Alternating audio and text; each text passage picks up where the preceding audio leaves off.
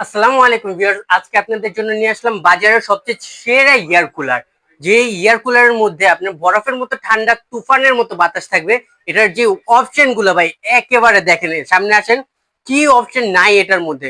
Power on of থাকবে, speed থাকবে 3 speed, দেখেন টাইমার থাকবে 1 ঘন্টা 2 ঘন্টা 3 ঘন্টা 12 ঘন্টা পর্যন্ত টাইমার দিতে পারবেন, অটোমেটিক অফ হয়ে যাবে।